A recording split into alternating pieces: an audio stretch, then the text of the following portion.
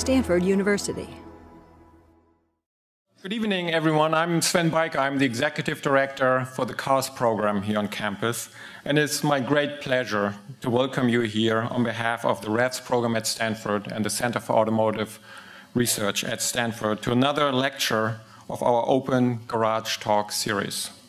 The idea for the Open Garage Talk is to bring accomplished members of the automotive world into our facility and invite the Stanford community, our industry affiliates, and of course our friends from the Bay Area to foster new conversations around the automobile. If you haven't signed up for our mailing list, please do so tonight. It's over there in the corner. That you make sure that you will also hear about further invitations. So that would be a great thing to do. I think that would be not so great to do tonight, and we ask please that you refrain from taking video recordings tonight. Taking still photographs, that's okay, but please no video recording. I'd like to actually start by introducing to you a few of the faculty and staff of the Revs and Car program to you. And I would like to start with Professor Chris Gerdes, the director of the Cars program. Chris.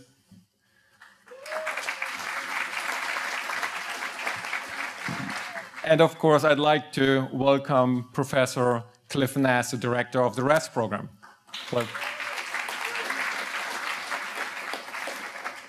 And then there are, of course, my two very dear colleagues, Riley Brennan, the executive director of the Revs program, and our very, very dear program manager of the Revs and Car program, Adele Tanaka. And certainly, a very big thank you goes also to Irina Du Bois with the Chime Lab, Jennifer Rahn with the DDL Lab and Cars, and Joe Huan with the Cars and Revs programs, who made this event possible tonight.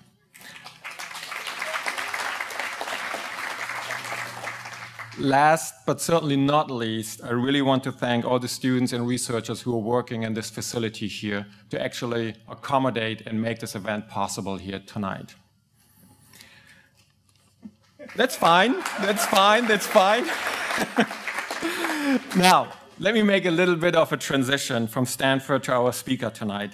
And that transition I would actually do through our moderator for the talk, Diego Rodriguez. Diego, where are you? Diego is actually the founding professor at the Hasso-Plattner Institute of Design at Stanford University, also known as the D School. He's an entrepreneur in residence at the Harvard Business School and a partner at IDEO. Given his background at Stanford and innovation and being a car aficionado, we thought that Diego is a perfect moderator for the talk and the following Q&A session that we will have tonight. Now, finally, it is my great honor to welcome Chris Bangle to our lecture series tonight. I could introduce Chris Bangle to you just by quoting the New York Times. That said, Bangle is arguably the most influential auto designer of his generation. But let me also tell you a little bit more about his background, which he will probably share with us a little bit more in his presentation. Chris is best known for his tenure as chief designer of the BMW Group, where he was responsible for bringing the design of BMW, Mini, and Rolls Royce into the 21st century. Graduating from the Art Center College of Design, Chris began his career and then at Opel, and then actually moved to Fiat, where he designed the 1993 Fiat Coupe. In 1992, he was named the first American chief of design at BMW. Later on, his mandate to strategize emotion through design has energized the brand, updating BMW's classic design with bold sculptural lines, a far cry from the traditional homogeneous car design. During his time at BMW, he introduced Gina, an experimental concept roadster with fabric as a car's skin, I think a concept that you will be discussing a little bit more with us in your talk. After pushing car design language to its limits for 28 years, Chris announced his departure from the auto industry in 2009. Since then, he has been pursuing his own design-related endeavors from his studio in Italy. Working with clients around the world, Chris has given many talks, and his studio continues to focus on new design and cutting-edge ideas and innovation. It is my great pleasure to welcome Chris Bangle to you tonight for a talk on designing difference in a world of sameness. Chris, thanks a lot for coming. Thanks so much. Thank you, very kind. Thank you, guys. Thank you very much, Sven and Chris and Adela and the entire team here. And thank all of you guys for coming tonight. Does this work? Do I need this? This okay? Kind of okay? Yeah, that's cool back there, all right? Okay, I've got a lot of slides because I want this to be a visual presentation, so don't really look at me. Try and look up at the monitors up there, and you'll get an idea where we're going along. The talk about designing a difference in a world of sameness, actually a very interesting title, and I thought I would approach it a little bit obliquely. I'll give you some examples. I'll try and lead through example, and hopefully out of that you'll get some of the ideas on what it means to approach the world slightly differently. I'm just checking to see how these monitors work. Oh, that works really fantastic. I came out of the car business, leaving basically a dream world. You know, car design itself is not all that difficult. Actually, you just go to a bunch of car shows, look at some really cool cars, and look at some cool cars. Then you find one that you like, and you take it into a production problem you might have, like a sedan. And you say, all right, I want this show car here, and we're just going to mush the two of them together. And the next thing you know, abracadabra, you got a car. Like, that was so tough, right? Actually, when we got done with this exercise, I said, that's pretty fucking cool, actually. I kind of dig that one, you know? Anyway, so I did this for almost 30 years throughout my experience in the car business, finishing up with those years in BMW. That's kind of what a day was like back then. Then I moved into this experience, which is a totally different kind. It's when you're on your own, you're an entrepreneur, or as the Germans say, selbstständig, which is a fantastic word. It means you yourself continuously. That's when you're on your own, right? This is where our studio is. It's in this set of farmhouses. You can see the crane there above it. The fog goes into the valleys in the wintertime. We do some interesting projects there with the team. Here's an artistic tree that we decided would be really good to have in the front yard because the dirt's only this deep anyway, because there's a garage underneath. And my wife said she needed a tree there, so the idea was, well, let's put a tree with a difference. And in fact, the whole idea is creating an experience for the people who come and work with me, the clients, the designers, they're all associates. Everybody who has an emotional stake in what we're doing, I consider an associate. That's why it's not called Chris Bangle Design. It's called Chris Bangle Associates.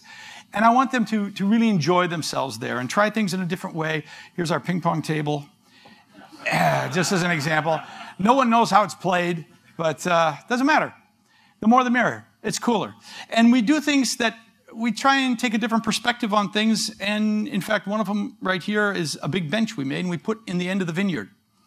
And one of the things I want to give you as a tip about difference in a world of sameness, which is kind of a funky title anyway, you know, like, one of the things you should look at in art is this. Art engages you, if it's good art, and it changes your viewpoint. And I think this example of this bench is a very nice one, because it's compelling. You want to sit up there and feel like a little kid. And when you do, suddenly you see things a bit differently. You understand things. In fact, there's a little pilgrimage of people who come every weekend to go sit on this red bench. It's not a new idea. It wasn't original to us. But just putting it there in the vineyard really changed the composure of the entire area. And suddenly it made a difference to these people. And they want to do more benches, which is a cool thing. So if you think about this different and same, just in terms of wordplay, different, same implies a comparison. Comparisons imply perception, and perception means subjectivity. Okay, so we're down to that. It's subjective. It is not objective. It is subjective. And that means it's about how you see the world and how you understand the world. So my advice to you, and this is what I want to explain through example tonight, is don't look, but see. And remember, you can't understand it if you can't find a metaphor for it, as Kant would say. Right? Good old Manuel Kant. He was a Mexican philosopher, Manuel. Too many people know that, but he was really famous. Okay. The approach I would like you to think about is this one. And the first example I'm going to show you starts with this one. It's asking the question, why? In a pyramid of complexity that goes from why you do things to how you do things to what you do, the culture begins with why, asking that question. How you do it is a process question. And what it is actually nothing more than the culmination of those two. Like the proof in the pudding, what you do is just the mix of how you do it, and more particularly why you do it. And you should always ask this question from the top down, because you'll find that at a lower granularity level, 2 whats may actually not lead up to the same why at the top. It turns out you could be following a different track and come to a completely different conclusion why you're doing what you're doing if you start too close down at the bottom. So I've always tried with my clients and with our team to take them up as high as possible. Let's get into that why level. Why are we doing this? Why exactly? So if you think about cars like that, you ask yourself, why cars? Like, what is happening here with this whole phenomenon of a car? Let's talk about why people do cars, you know? Why are you interested? Engineers, you know, you guys, engineers, a lot of them out there, I assume, right? Stanford, really cool. Okay, why are you doing this? Well, most of the car companies today are run by mechanical engineers. The mechanical engineers have this sort of a background. Oh, they're just in love with this idea of this, you know, go-kart feeling in a car, and it's driving, and I washed it with my dad and did all this stuff. And you know, these guys are really effing good at taking that whole experience and putting it into an object that weighs 2 tons. And you know what? It really does drive like a go-kart. And it really is cool to wash. It really does do all that. And you have to say, chapeau. Doesn't matter, BMW, Mercedes, Audi. I mean, these guys in this industry are really, really good, okay? Why? Because that's the experience that's been driving them. And you know, their skills allow them to make the world's best engines with all them valves and these drivetrains with these gears that are doing all this kind of stuff like this and these little suspenders, right? What happens when that why changes? And somebody says, well, actually it's not about making big noise with gas engines. It could be about something else that has this at the heart of it, electric motor. And you know, if you've got one of those things, you really don't need all those valves, and you kind of don't need all those gearboxes, and the best suspensions are done anyway. You don't really need that. You know, that culture that you built, when people say, who killed the electric car? Imagine you're one of these guys at the top of a company, and you're looking down that route, and you're saying, where's the future for the people who come after me? Certainly not doing all those cool things. Okay, well, that's kind of scary news maybe for an engineer. Maybe not. Maybe you guys think that's a great challenge. But for the guys already in place, interesting. How about for car designers? Why are we doing what we're doing? What's lying behind all that? Well, we inherited a great tradition in car design, a tradition of perfect surfaces. Perfect surfaces are an incredible phenomenon, take an enormous amount of work to do, and we spend a huge amount of time developing them. This is a great picture. I don't know if you can tell what it is. It's a bunch of guys in a room in BMW. They're looking at the front grille on a 5 Series, I think it is. Here's Kareem Habib right here, or 7 Series maybe. But anyway, there's a little tooth you see right there on the grille. That's where a mating tooth comes with a plastic insert, goes into the plastic of the bumper. You would never see that actual little tooth on the individual drawings, CAD renderings of one or the other part. You'd only see it if you put them together and you get down at the right eye line and you look right there and damn it, there's a little tooth you can see. That has to go. And they go through the car, every crack, and they get rid of those. You can imagine how many there are in a car because that has to be perfect. Why? Because what they're representing in that sheet metal and that plastic is nothing less than this, like Audrey. That's got to have an emotional connection to you as if that car you're washing was a beautiful starlet. And you know, it doesn't take a whole lot to take what was really perfect and kind of make it not so perfect. We'll go back, okay? Remember that the next time an engineer or some marketing guy or whatever comes up to a designer and says, I just want you to move this one part by 3 millimeters. You go, well, kind of no, all right? All right. So we leave that, and suddenly, out of all this love of perfection and everything like that, we wind up in a world that's totally silver. We wind up in a world of identicalness. How do we get there? Well, maybe it's because why we're doing what we're doing is leading us all down the same path. I hope you like silver because you're going to get a lot of it. All right? I mean, here's 5 car doors. Just look at them. They're contemporaries, 5 different companies. These could all come from the same stamping line, you know, with slight difference. Like, we need all these designers to do this? Well, we decided to take a look at exactly what lies behind that when I was at BMW. I'm going to show you a really scary picture. For those of you who've never seen this kind of a shot, that's it right there. That's the stamping line inside BMW. That's one room full of stamps. There's about 6 of them in a row. They're this big. It takes all of those to make this one part, the hood of a Mini. It takes a room that big with that many stamps to make one part. Now you can imagine when Mr. Spiffy design director says, well, you know what, we could do a world of individualism and it could begin, and they're going, no. It's going to take us 20 years to pay this room off. Like, don't do that. Okay, so in asking the question, all right, why are we doing it like this? We came up with this GINA concept, and I want to share it with you. This is the birth of GINA. Shorthand, GINA means we took the clothes off a girl, put them on a chassis, called it a car. The reality was pretty similar to that. I asked the designers back in 1999, who were not car designers, how would you do a car if you could do one? And one of them, Fernando Pardo at DesignWorks, who's not too far from here down Southern California, Fernando said, you know, I'd do this car out of cloth. You know, I'd make this thing move and breathe, you know, and like when I come home at night, this thing's like, you could tell he's not a car designer. I mean, he put Mercedes wheels on it. Okay, now with that. Okay, this is like BMW, it's another company, okay. Anyway, so Fernando's got this whole thing like really dialed in how this car is going to work in his garage and be really emotional, you know, it's going to glow at night and all this stuff, okay. Okay, so I looked at it and went, you know, give me that. Okay, Fernando. Actually, it's not really all that new an idea, you know. Cloth cars been around for a century. Every other truck on the road in Europe is cloth. Like, what's the big deal? When I was at Art Center back in the 80s, we had a cloth car project. What's the big deal? Well, actually, the big deal was, up until Fernando looked at it in a little bit different way, every one of these projects had been about the functional aspects of a cloth car. They're smaller, then they become bigger, they change shape, they do this. And quite honestly, I believe that Fernando deserves credit for being one of the first people to ask that purely from an emotional point of view. He could rats about if this thing was cheaper, lighter, bigger, smaller. It was all about, is it sexy? Is it sexy? Can cloth be sexy? You know?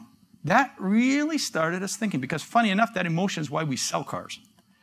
And myself and others, we started looking around us, and it turns out, you know, there's a whole lot of fabric in the world doing really cool stuff if you'll just look at it. And what is the outside of a car there for anyway? Is it there just to hide the ugly bits? Or is it there that maybe if we could see with other eyes, it shows us something else? You know, and certainly cloth can be emotional. If any of you know about the covering of the Reichstag, by Christo, right? This was a highly emotional moment for an entire country with just a piece of cloth. So we did this car. This is a little film clipsy that was shown in 2008. The car was actually built in 2001. It's a real car. You can see the door beams begin to show through the doors as it opens up and wrinkles. It's a driver. When you shut the doors, the wrinkles go away. It all tightens up again nice and neatly, just like your face. Right? To get at the engine, it opens up like this. It's not about a hood. When you sit in the car responds to you. Watch the fenders here. It's transparent, of course. Now watch the fenders change shape as the car gets a different attitude. Yeah. And we discovered you could do some things with the graphics, like the headlights, to give them that wink. Come on, baby. Thank you. That was GINA.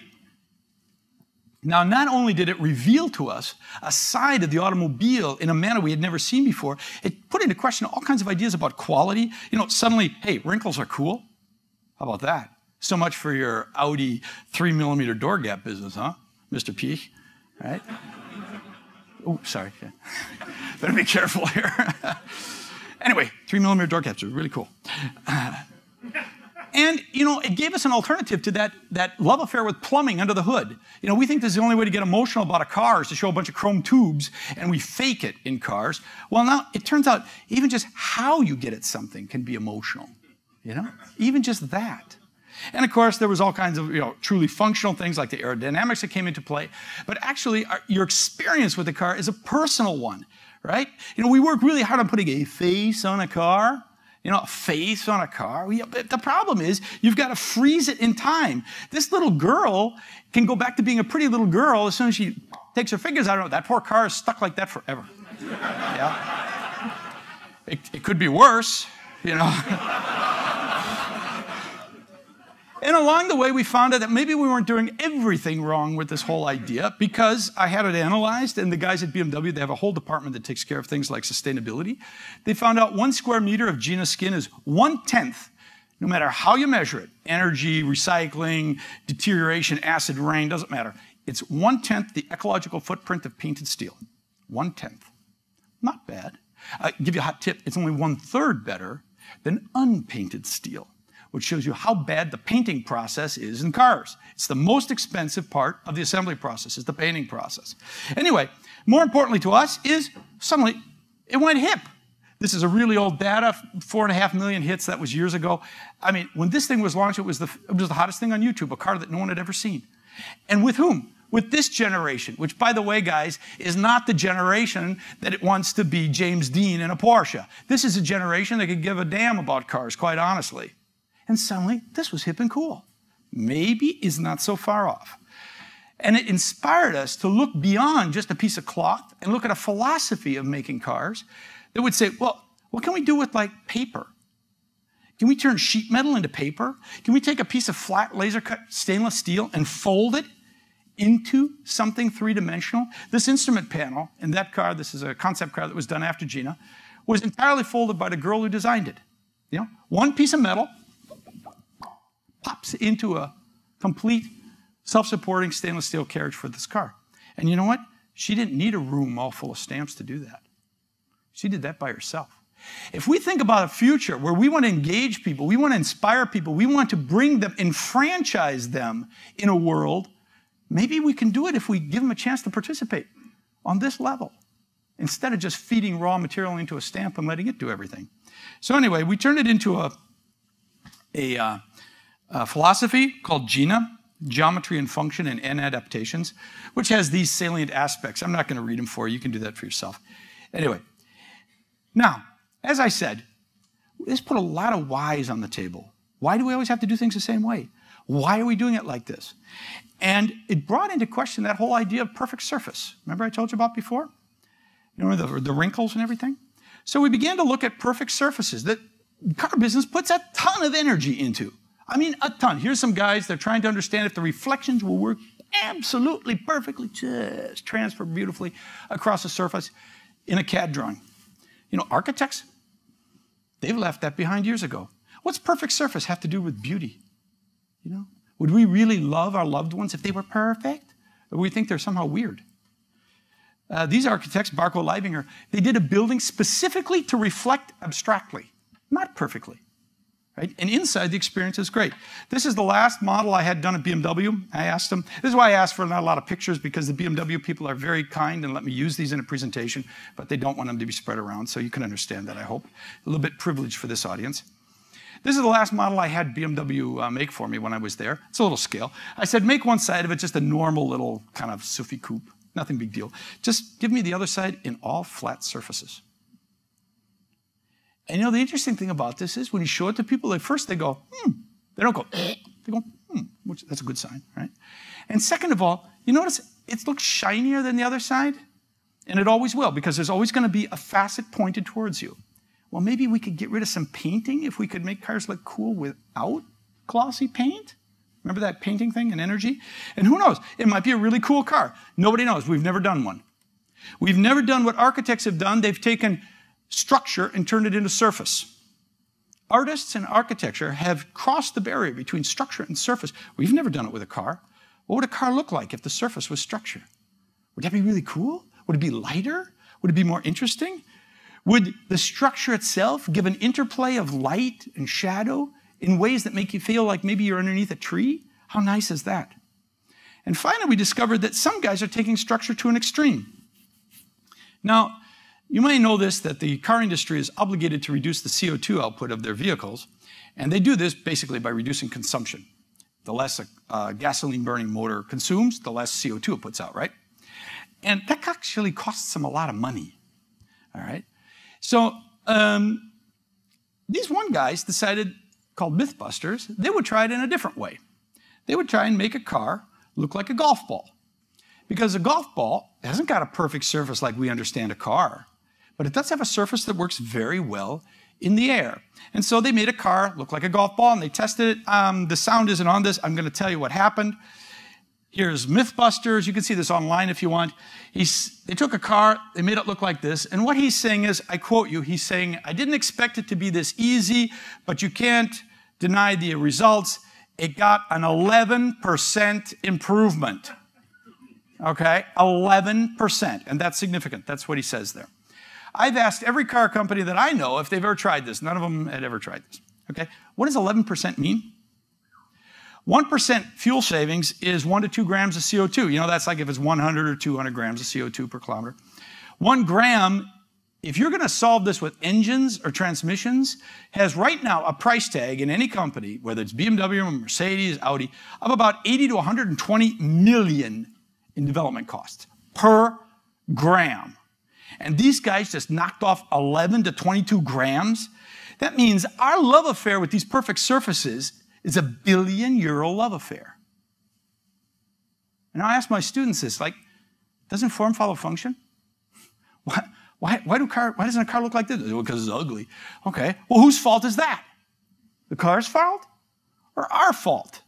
So we did a study, and I ran a course in non-constant surfacing to see what would happen if we just got away from this idea that cars have to have perfect surfaces. I don't know if it'll work, but let's just open up our minds a little bit. And in fact, we discovered some other things. We discovered not only could you make brazen shapes take on a certain amount of elegance and a certain amount of non-continuity take on a certain amount of meaning, but you could also discover something that had never been seen before. I'm going to show you a little example of that. One of the ways of doing non-constant is called figurative. You know what figurative design is? It means it looks like what it is. You see it in buildings. You know, it's a guy holding up a pillar. Looks like a guy holding up a pillar, right? That's called figurative. Never been done in cars. Well, these guys did a swan on a car once, you know. But other than that, never been done. Well, this one designer, a young guy named Carl Soares, Carl's in love with the GT40. And he said, I'm going to do the GT40 figurative. And this is it. It's a monoposto, a single-seater.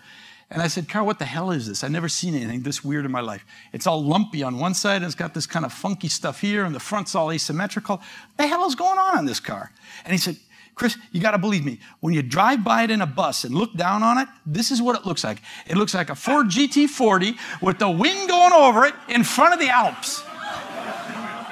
That's what it looks like in top view, up there. Is that cool? I mean, to be quite honest, I've shown this picture to a lot of like really old dogs in the car business, and I never fails to get a smile out of them. And you know, it's been a long time since any of us have seen something new in sports cars. And this is really cool. Okay, does this make any sense? Well, there was a time when this is all there was to art. If you want to be a painter, it doesn't get any better than Vermeer. You want to be a sculptor, it doesn't get any better than Laocoon, right? And what happened? This happened. The avant-gardists. The world went through an incredible part of change and turmoil in their ideas of art. And what came out the other side? Art like this, Mondrian, Moore, Calder, worth millions to us today. But you know what? The Greeks could have done this. Like technically, was a piece of bent metal, what, a piece of stone, some paint.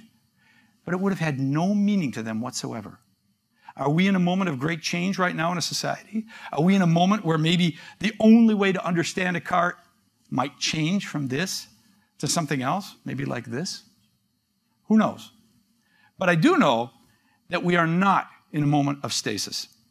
And in fact, I'll end part 1 of my talk, this is part 1, with this quote from Alice Rosthorn. When Gina came out, she said this: the most thrilling periods in design history are the ones of the greatest change, when designers interpret the shifts of science, technology, behavior, and politics for the rest of us. Are we in a moment of great change? Should we be doing some interpretation?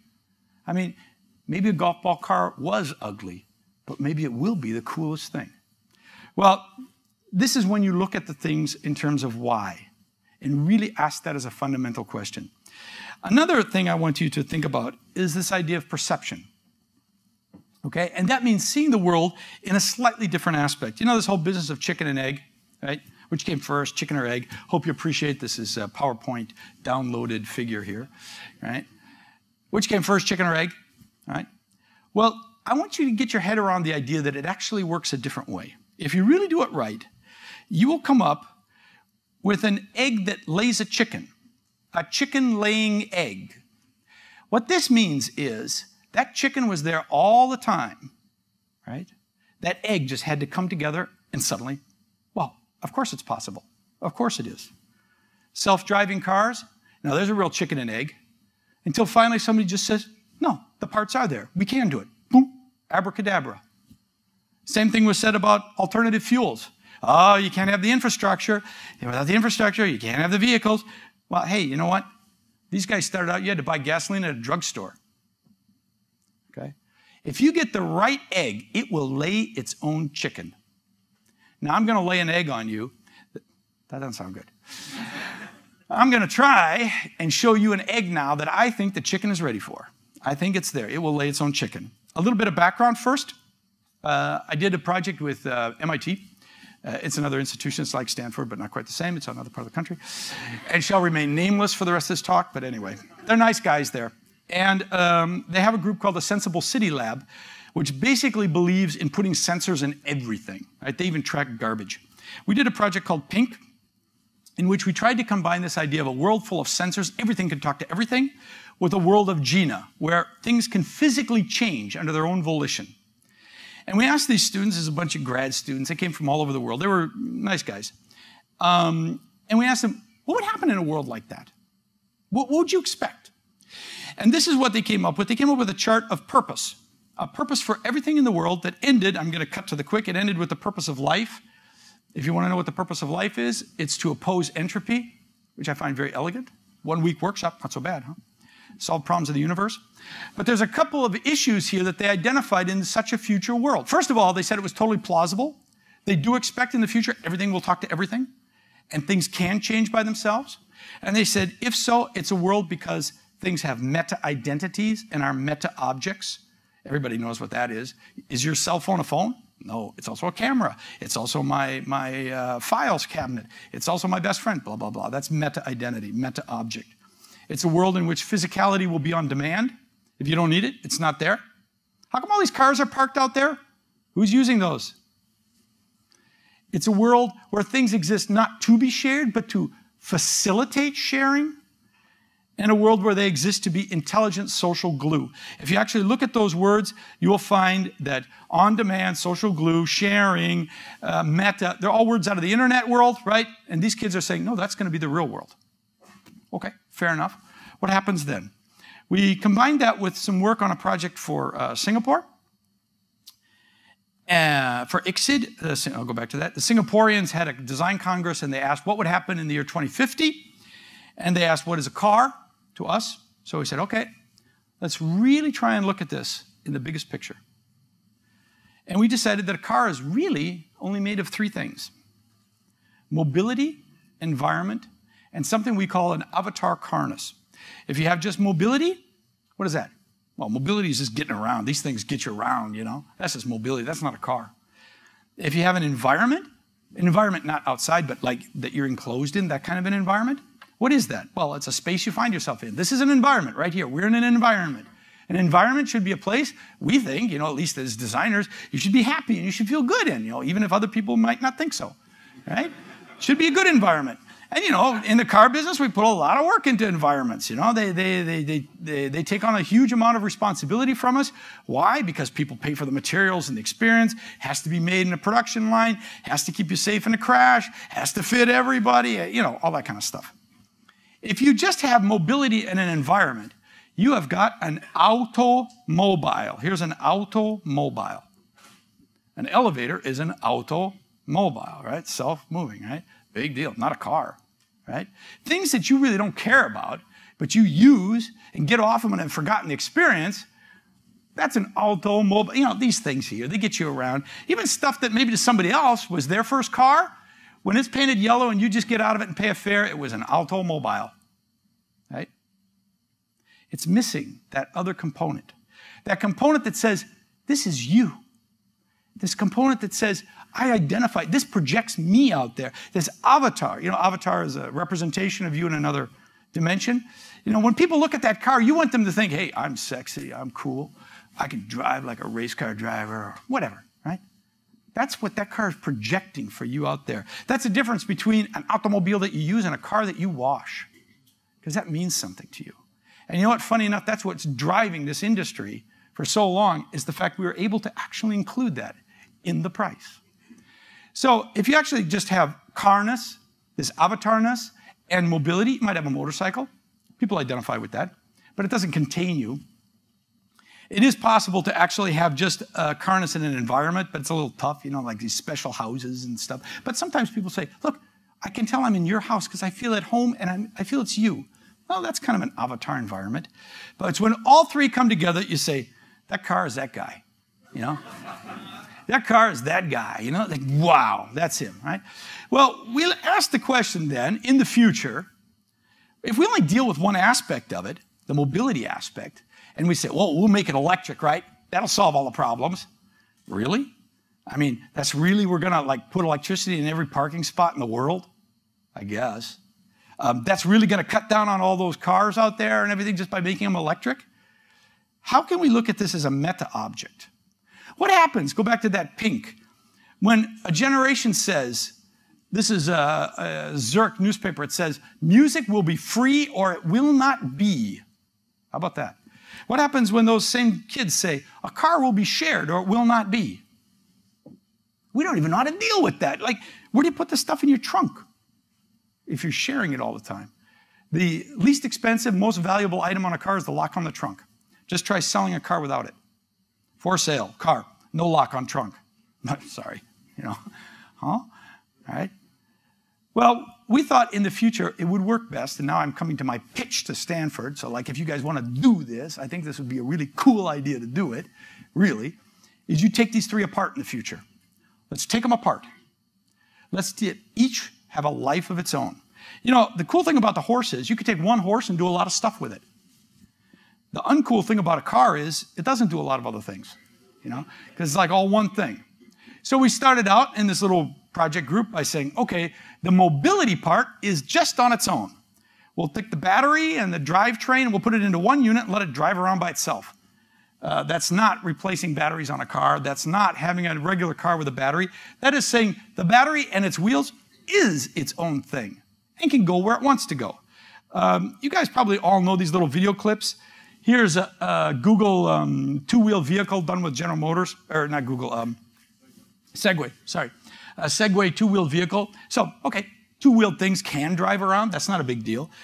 We've all seen Big Dog. Everybody knows Big Dog, right? Oops. There's Big Dog, you know. It is old Boston Dynamics. They're much further along than that now. So walking things can exist. That's not such a scary idea anymore. How about this? This is Molecubes. You can download these online. These are self-assembling cubes. Check this out. They take themselves apart and they put themselves together.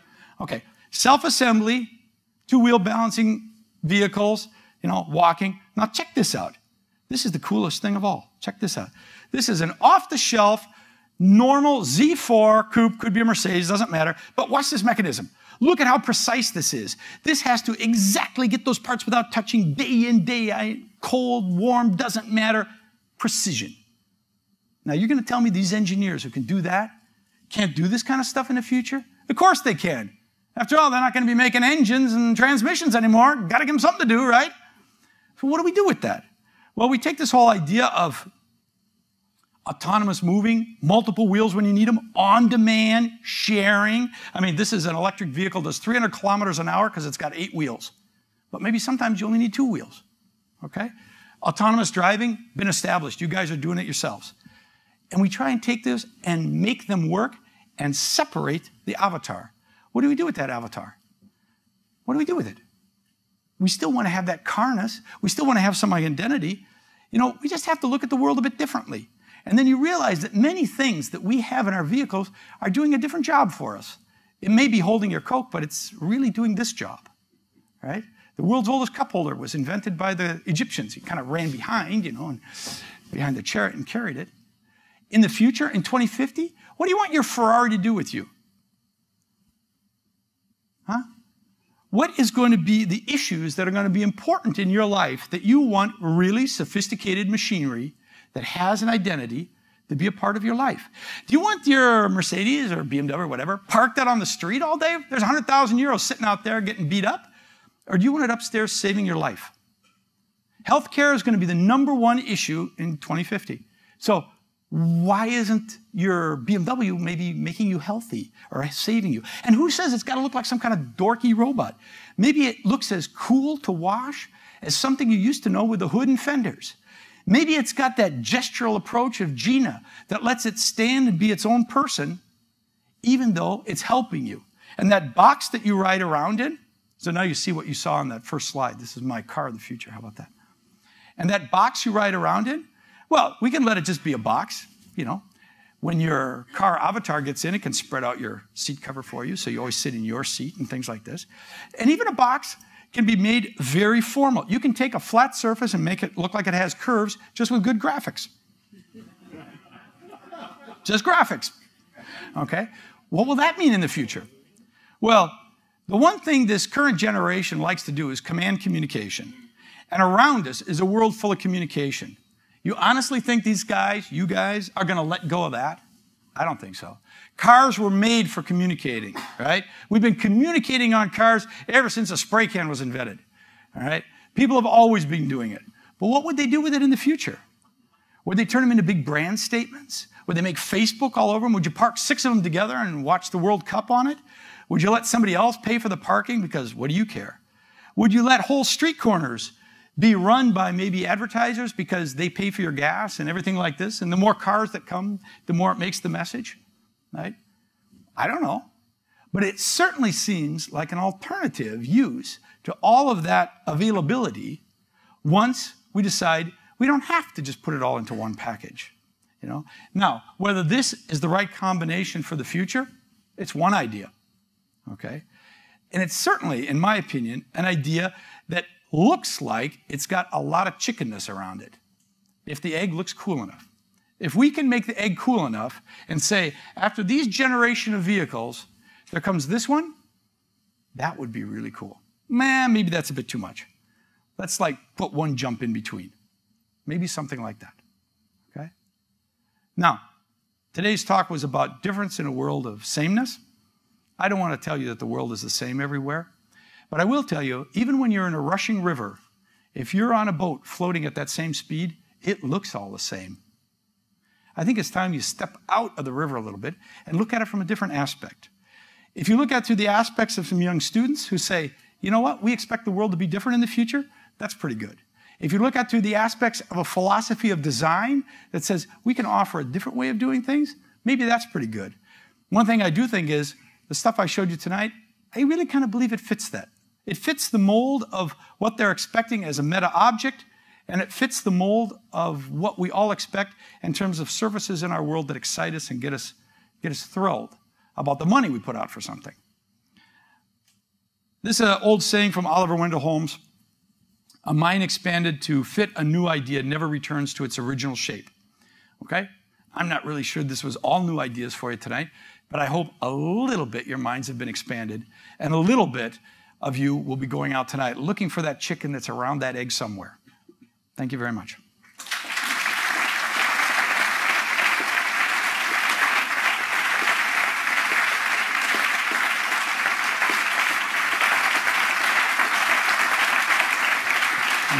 I'm sorry if that was really fast.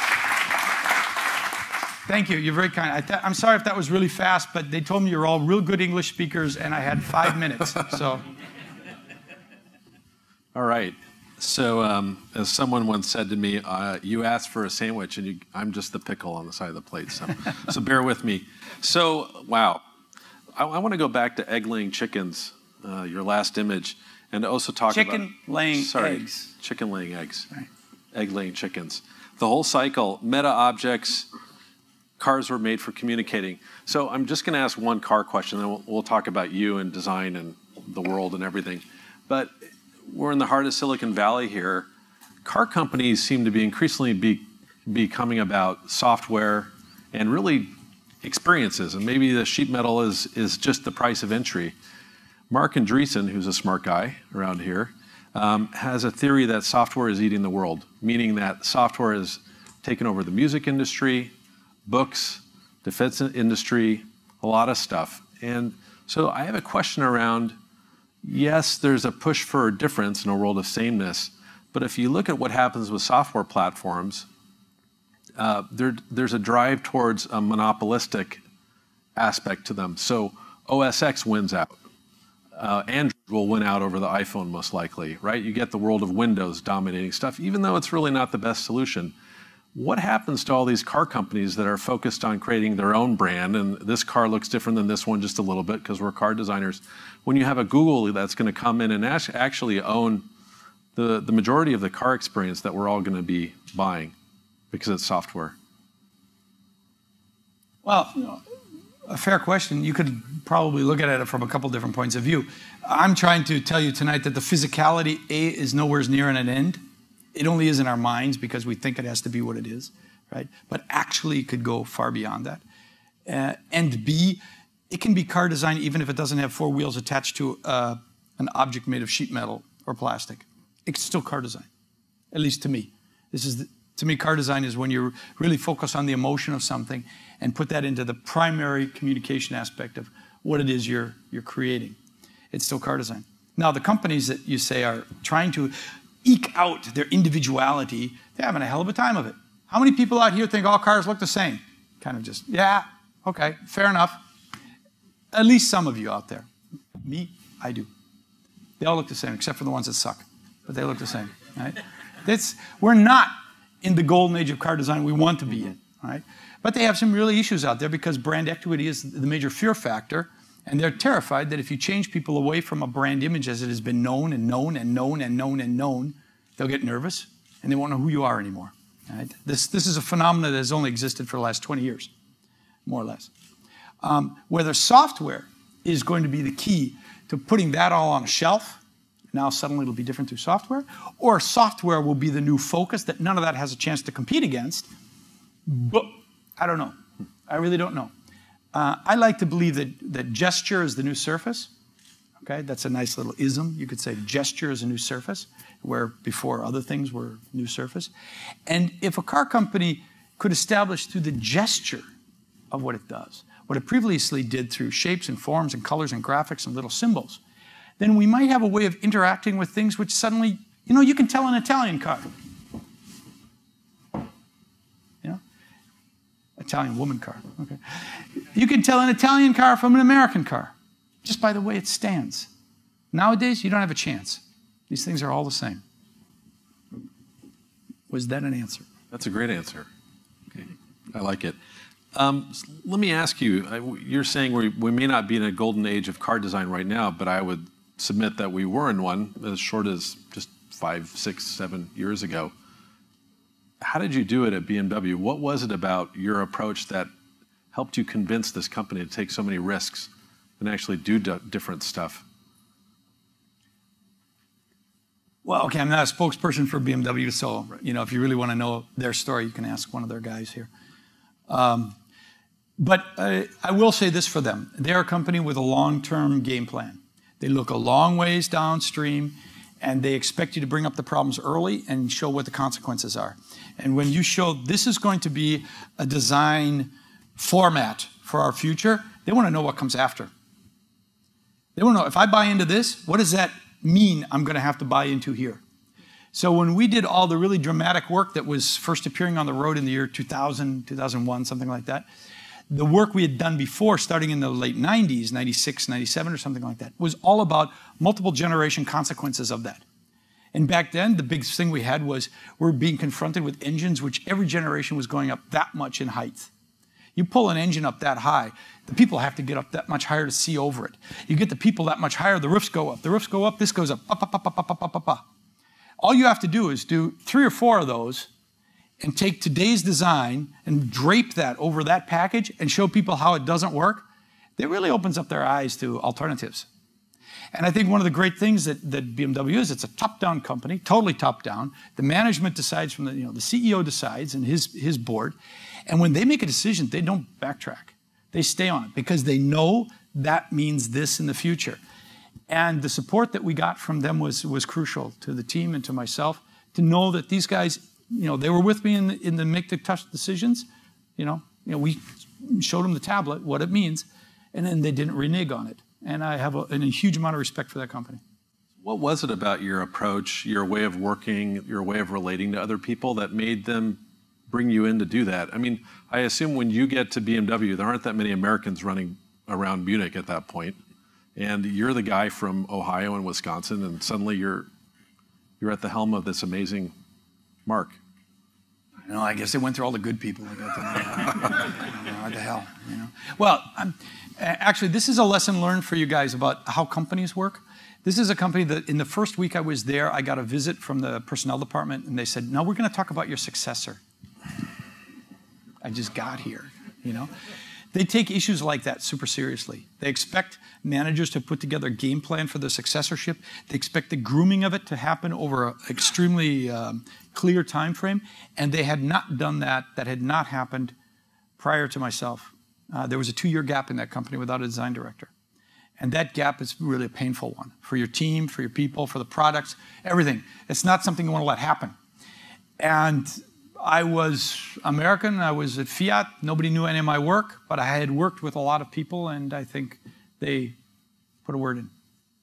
So how did you become this Chris Bangle of this enormous creative confidence, right? I mean, you're able to walk in and I have a point of view and things should change and cars shouldn't look all like these silver blobs. Where did that happen? I mean, family. What, like tonight, or do you mean back then? Back then. I mean, now too. I mean, you're a very confident guy and very creative guy, and those don't always go together. But how did that happen? I mean, how did your family help you become the way you are, and friends and environment and all those things? You're asking like really weird questions today. These are the hard ones. But yeah. We'll do a fun one next. Okay. I have to go, actually. I know. I might have to, too. Yeah. And my successor. Yeah. Well, actually, I do have a plane to catch. So, yeah. You know, I believe in doing your homework. You got to do your homework. Do your homework and show your work. And then you have confidence in the results. And try not to go in with too many preconceived notions. Ask a lot of questions. My first years at BMW, I asked a lot of questions.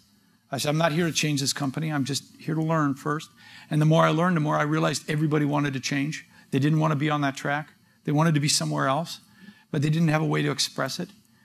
And the project landscape came together in such a way that I was able to say, look, guys, if we do it like this and this, we'll be able to see a much bigger picture than if we just do it like this and this. You ready? And that meant I had to get my boss to buy into an expensive design program, because it wasn't just the cost for doing a new 7 Series. It was a cost for doing the new 7, the new 5, the new 3, all at once to show what would happen if we really changed it. And if you can convince people that really all you're doing is what is in their interest, right? It's not my agenda. It's the company's agenda. It's just the company just didn't know how to express it. You have a much better chance than if you say, I demand it's like this. Who are you? You know? Mm-hmm. But it has to be honest and authentic. You actually have to find that. You guys know that. I mean, I'm just telling you something you already know, I'm sure. All right, I'll give you a fun question. Okay. So what car do you wish you had in your garage? I wish I had my car in my garage because it's full of crap. At my garage, it looks like the last scene of Indiana Jones, you know, with that crate that goes up into like infinity of crates. That's what my garage looks like. So I really, really would like to have my car in my garage. That's a great and answer. And my wife would too. Wonderful. So, okay, yeah. So I'll ask you another one. This is harder to evade. What car would you not want to be caught dead in? Or be seen in, at least, on the way to the airport? Well, I'm driving a rental car now, which is really a nice Nissan. And I'm assuming no one's photographing me as I get into it and drive off. It's an okay car. I mean, to be quite honest, either you're emotional about these things or they're automobiles. And right now, I'm in a world of automobiles. And I'm not finding those cars I want to be in. I mean, old timers are a nice thing, right? But just going down this retro path, that's not it. That can't possibly be it. So is an autonomous car, is that phrase, is that just an oxymoron? Should we not, what's the right language for us to be using about this new place we're going to? Well, I don't know, I'm a little bit concerned about this idea that we think we can do it in partialities. Like, we can decide when it wants to be autonomous and when it doesn't want to be autonomous. I honestly think that's going to make a world of really bad drivers. Yeah, I mean, it's going to be a kind of a funky issue when we get to that. I have a hunch it'll get pushed into all or nothing. Right? Do it or don't. And if you do it, then we have to go that little extra mile and say, so why is it a car and not an automobile? And at that point, maybe there's some other factors that come into it that we really don't know yet. I mean, you've seen this Mercedes invisible car where they covered it full of LEDs and stuff like that, right? we've never really done that with a car to really find out what that's like. You know, we've never taken surfaces beyond tactility and brought them into the light emitting. You know, so there might be some things out there that should open our eyes on that. You might say, damn, that's mine. That's cool. I got to have that. So I was really struck by Gina having 1/10 the footprint of painted steel. Yep. Pretty mind-blowing. Yeah, it was to me too. And it made me think of this great quote I love from the great designer, architect, humanist Ettore Satsas.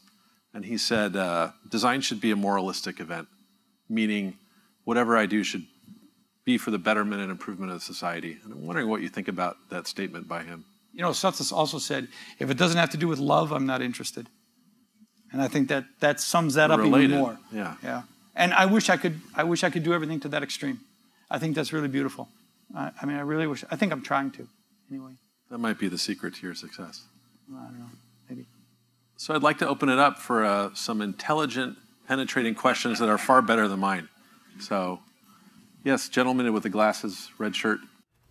So with this new batch of designers and engineers rolling out, you kind of mentioned the things you're looking forward and seeing. What are some of the things that make you quiver, make you fearful of? I really like mechatronic things. And when I see a young generation kind of grab onto that and say it's not all digital, it's also about the physical, I get really hyped on that. I think that's cool. The digital stuff I really respect, you know, the stuff that happens behind the screen and really influences us. But when I see particularly young people who say, you know, I can get a really cool effect out of this and I'll enjoy it because it's tactile and it's phenomenological. It's practical, as they say. I learned that in the movie business. Do you know that? When it's done not with CG, but it's done with real stuff, they say it's practical. And I think that's a cool word. So that gets me excited. And I'm really, really impressed that particularly young car engineers, which I've had a little bit to deal with, some young car engineers, they're real car guys, okay? They're real car guys, but they're not focused on the past. That's neat. That's cool. There's an opportunity there. If you were in school right now, would you be studying cars again and how to design them, or would you be learning how to code, do websites and mobile apps and all that stuff? I'm not smart enough for that. You got to be smart to do that kind of stuff. I think I'd be in a confusion world. It's very confusing as a student in design now. I empathize with these guys. Car design is like imploding. Everybody wants to be one. There's no jobs. And everybody who's doing the job is like, what the hell is this, right? It doesn't have that sort of love affair of speciality that it did back, 30 years ago. It's very difficult for these kids. The ones who come through really on top, they are really damn good. But there's so many others in that whole wake that it's just painful to watch. Whereas product design is turned into, how clever can I be? We've solved all the problems. Now it's just about being clever. Look, I'm more clever than you are, and I'm more clever than you are. So everybody wants to do a chair, which is super clever. Oh, that was good. A table, which really clever. It stands up and can juggle. I guess. It's just be really clever, right? And the graphic designers, I don't know. I kind of get lost on this thing. May I go into fashion? Mm-hmm. What do you think? I think you should. That'd be cool. Yes. As an old art center grad myself, I look at the car designs that you see in magazines, and really, our concept sketches in 1960 were not that different from the ones that we see today, except for the size of the wheels. Do you have a comment on that? Well, actually, a guy who went through your school at the same time, we just met earlier today. 1960 you graduated, right? His name was Orland Irvin. And he went to school when I went to Art Center. He came back. This guy, this is very interesting. This guy was an Art Center grad, went into Pontiac, worked in there for 10 years. 10 years car designer, left GM, worked 10 years as a bank manager. Okay, left that, came back to Art Center to go to school while his daughter, who was born the first time he was there, was graduating, okay? And so he was in my class. He just kind of came back. He was buffing up his skills, and he wanted to go back into doing design, right? Which he did eventually. Anyway, so I asked him, hey, Orland, how come you left GM? I mean, you had a career. You were on fire. You were moving. You went to be a banker? Like, sorry, I'm just exaggerating here. Like, why'd you do that? And he said, well, Chris, in 1960, we thought in 10 years cars would fly. Cars don't fly. And it sounds kind of funny, like you want to laugh about it, but think about that for a second. That, to me, for him, was a revelation, maybe you're nodding your head, that a vision of a generation was gone. If you look at the cars done in the 70s, by that generation who lost that vision, they're awful. And I really believe it's because they were a lost generation. They lost a vision. Cars don't fly. My generation came along and, yeah, we didn't care about flying cars. We were into other stuff, right? So a big wheel comment, I got to ask this question because it really bugs me. So my friend Owen is standing in the back of the room. He drives an M3 with luscious 18-inch wheels, looks killer, looks like the rendering. And then your marketing guys, to create a pricing my marketing guys? The marketing guys create this pricing hierarchy by selling the same car with like 13-inch wheels, and they look terrible, and there's this much gap in the fender well. How do you feel about that? Guys like big round things, okay? Okay, let's keep moving. Next question. Yes, sir. And they will pay for that experience. They will pay. It has been established. Like my friend. Okay. You brought up a point that I really appreciated hearing. The cars have emotion. Cars, to me, are a thing of passion. But I see that we are at a bit of a crossroad, fork in the road. There are a lot of people who are having cars designed for them to meet the lowest common denominator. They are not capable truly of driving anymore. And I fear the loss where everybody is trying to accommodate that lowest common denominator, and we are going to be left without the carness, which would evoke the passion, the emotion that to me is what owning a car is about. I agree. We're pretty much there. Sorry, you're right. Yes. And we are there. And I have to leave soon. Okay. No, I'm not kidding, guys. No, I do have to leave because I got a flight out of here, and I have to leave soon. So I'll ask you one more question. I'm going to ask. Let me ask a hard one. Forgive me. I got to ask this one. It's the last one. Well, you're up here. I know. I have to end it. I get to end it. That's my payoff. Where do you want to go? Where haven't you been yet? Speaking about design, where you want to go? What are we going to see from you in the next part of your life? Can we talk about this thing we talked about today in your office? You got it, yeah. Okay. I'm going to throw this at you guys. I was talking to these kids here tonight about this, and I want you to think about this, okay? I'm having this really epiphany issues right now about the role of design in the world, and I think we're screwing it up, okay? And the reason I think we're screwing it up, I'm going to stand up here because this is going to be it. I'm going to go off. I think we're screwing it up because we are focusing too much on the designer and the design, and we're not focusing on the fact that designing, okay, is something that should be celebrated. And there's a saying that the Italians taught me in Italy, which they say the fox is pretty because it has a pretty tail. And by that, they're telling me with my business there, they're saying, you know, it's okay, Chris, you, the fox, should do well. But it's more important that the tail, the hotels around here, the restaurants around here, the little people, they benefit from the fact that you're here. You bring in clients, you eat in these restaurants, that the tail is pretty. And when the tail is pretty, the fox is pretty. That's very nice. If you look at the tail in design, it's really ugly. Okay? And I'm not talking about sustainability issues that we make a bunch of plastic stuff that pollutes the world and stuff like that. I'm talking about all the people involved in the process of making that thing a reality, that all we consider them, once we designers say it has to look just like this, you're a machine, and either you do it exactly as we say or you made a defective quality. Right? We measure everybody from us on down in the process in inhuman, machine-like terminology. There's no room for contribution from them. There's no room for them to say, I did this one my way. Everything we do beyond us, we consider inhumane. If you want to read a good book on this, you should read Eric Gill, called On Typography. Really cheap book, very thin. You can get it on Amazon. It's a fantastic book about the dehumanization through the fact that we designers consider ourselves so elite. What we say is this, and everything after that is measured in terms of wrongness. Now, this goes against the grain of everything that I was brought up to believe about the manufacturing process. Everything I was brought up to believe is correct. And I'm not talking about putting design in the hands of the client. I'm talking about every single person in the world should believe that they're a contributor somehow, that they're enfranchised, They belong in the process of creation. Somehow, tiny little bits. And I don't think my generation can solve it, and I don't say I have the solutions. But I do know it's a challenge out there in front of us. If you look all around you in the world, you see people screaming to be enfranchised, screaming to be participants, screaming for a sense of contribution that they count. That means we as designers, we have to acknowledge that and figure out a way that we like the fact that somebody else contributed. Instead of just saying, make it perfectly identically like this, and everything else is wrong. That's the challenge, and I hope in some way, shape, or form, I can see that a little bit of a reality. Oppose entropy. Thank you very much. Sure. Thank you very much. Thank you, guys.